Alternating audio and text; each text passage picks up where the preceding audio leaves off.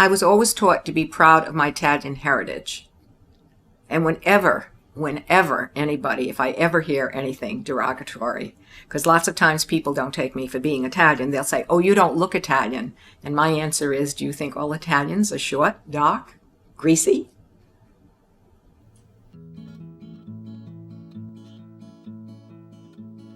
Those funny-looking people with different color skin, with funny-smelling food, were moving into the neighborhood.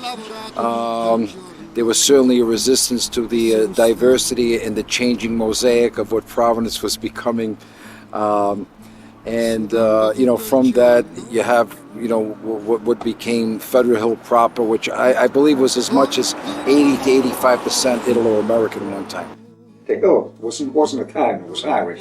They were really mean to us, the Irish people. I can tell you something interesting, Stone. Now, when we moved there on Marshall Street, all Irish, a lot of Irish people.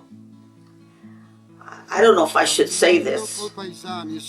So anyway, I would take this little street. There used to be a penny store on the next street, and I would go buy candy. And there'd be this wealthy woman sitting on a porch, chauffeur, mango cake to the ground. And I go by and she spit at me. She would spit at me. What are you doing here? I said, I'm going to the store buy the candy. You don't belong here, she says to me. I never forgot that. Well, because we were Italian, see? The Italians were starting to come in, and everybody they were Irish. See, that's how it is. That's how it was. Broadway was the line of demarcation. If you were north of Broadway, that was the Italian district, and if you were south of Broadway, that was the Irish district. And when my dad first came here, when he was a young man, during that era, during the teens, and the 20s, there were a lot of fights. There was, if an Italian were caught on the other side of Broadway, he was beaten. Then if an Irishman were caught on this side of Broadway, he was beaten. So there was that line of demarcation for a while. Well, Brand Street was the same way too, Mary. It was all Irish. And Monahans used to beat the hell out of me until I grew up a little bit. And I was changing, I'll never forget it. I was changing brake bands. This is way before your time. At the time, you used to use split rivets for brake bands. Used to buy the stuff in the roll. So Eddie, while I was working on that there, he gave me a hell of a shot in the face. He knocked me down. I picked up that brake and I went to work on him. I ripped all his clothes off him because there used to be the copper wire inside that brake band. From then on, he left me alone. But it was all Irish through that street. They were taken advantage of by the Yankee mill owners. My grandmother was taken advantage. No doubt about it. That's why she was a little bit hard of hearing. That's why she had bad arthritis. Because she worked in the mills like 6 days a week, for like 25 cents a day, or 50 cents a day. Talk about reparations. Maybe we should go after the Yankees and get some reparations from them for the way they treated our grandparents. There was an area in Narragansett which my mother fell in love with, and it was on the water, and they thought this was just absolutely the place that she would like to build a home. They were told that that area would not accept Italians. It was a sort of gated community. My parents were devastated. Financially they could well afford to be there, and I must have been an early teenager at the time. Why are people reacting this way? What's wrong with Italians? There was discrimination. We've overcome it because we've had some great leaders in our state. We've had Gianno Pastore, great leader. We've had judges. We've had all kinds of judges. Ray Patine. My late father-in-law was a cum laude graduate of Brown and Harvard Medical School. Had 37 papers published by the New England Journal of Medicine.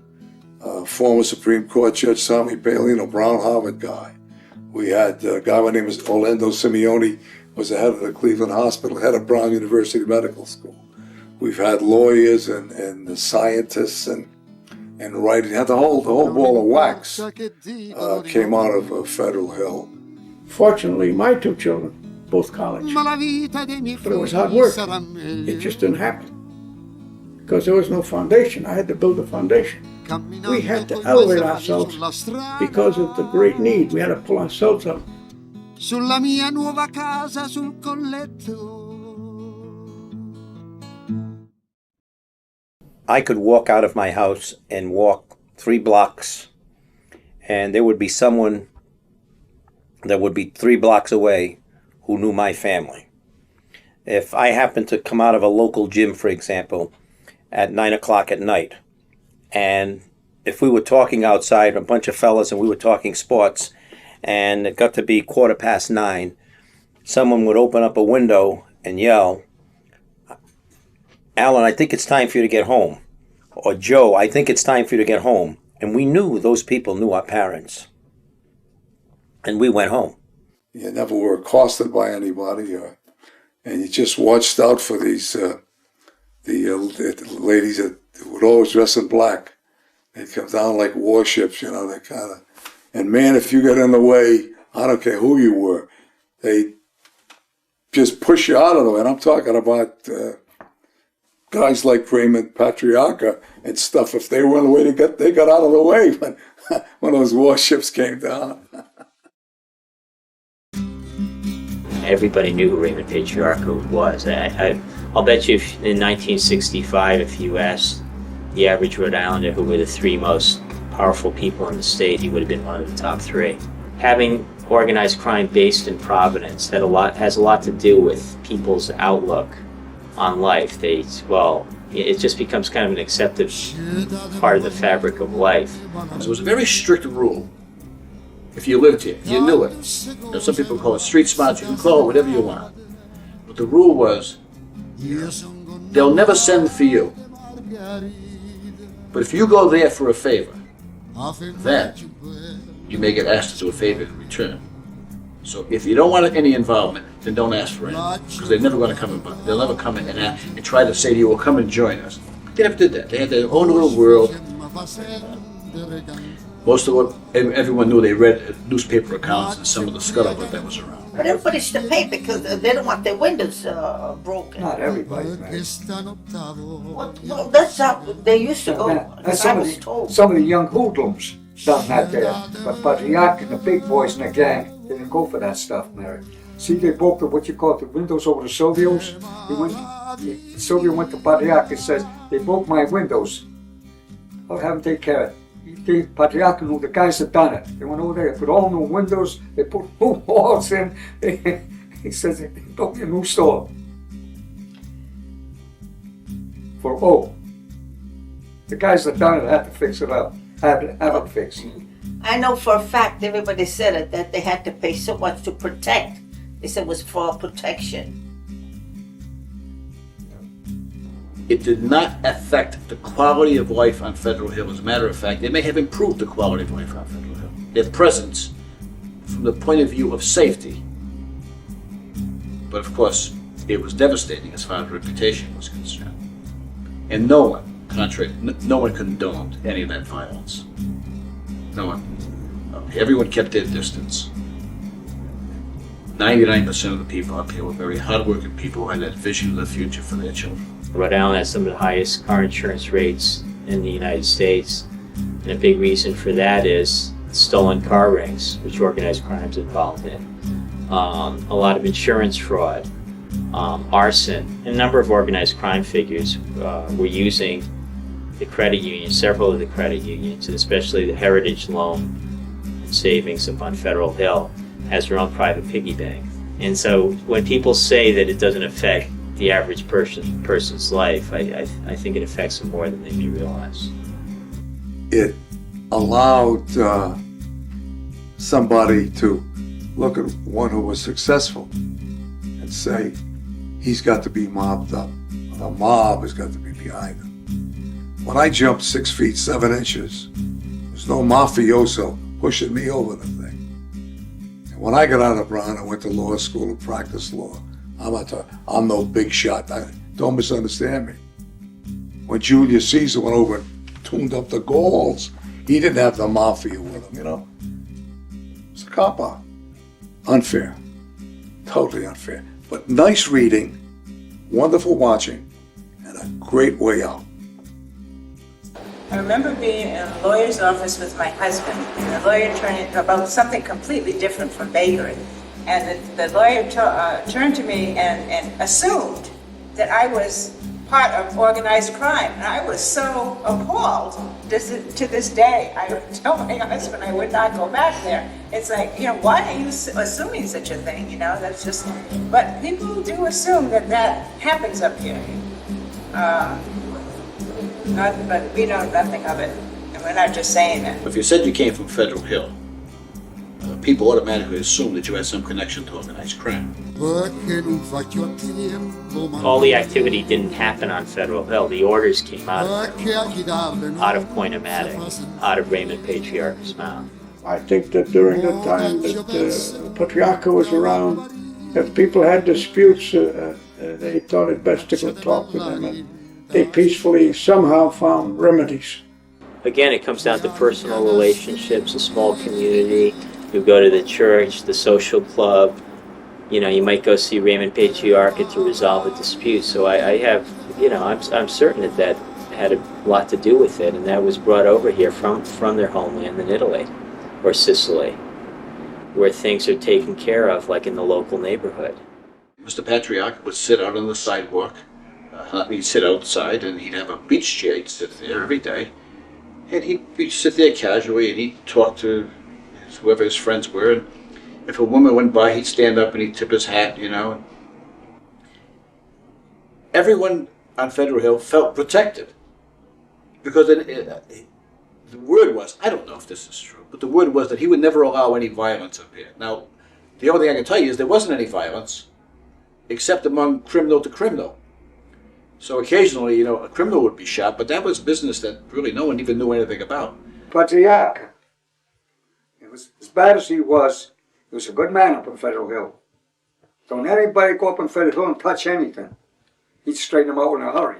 The neighborhood was safer when Raymond Patriarca was in power. And again, this would enhance his ability to be the crime boss. It made him that much more feared, and not just feared, but revered and respected up on Federal Hill. If, you know, not everyone's bad all the time, and of course if you're running an organized crime family, you can't be good all the time. But I think to have these two faces made him that much more effective as a leader. In fact, I got along with them well, including Ray Patriarca. He was across the street.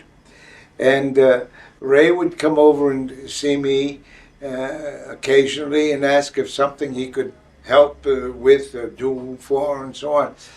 And I noticed, and I would give him names at times of the elderly, the needy. And at Christmas, Thanksgiving, they always got baskets, but they never knew where they were coming from, who sent them. And when I was doing the parking lot, you know, a parking area there, he helped out by sending, and at that time he was operating some equipment or something. But they came over and they did a marvelous job.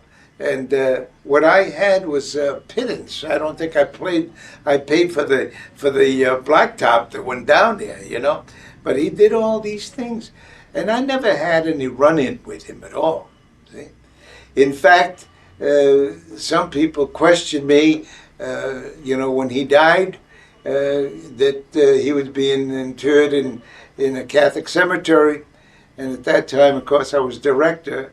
He was a Christian. See, and what they had on him, we couldn't say, well, because, you know, you are reputed to have caused some killings and all, you cannot be buried or you cannot be a Catholic. No, you can't do those things. You get to give them the benefit of, so he bought a lot down at Gate of Heaven when I built that one.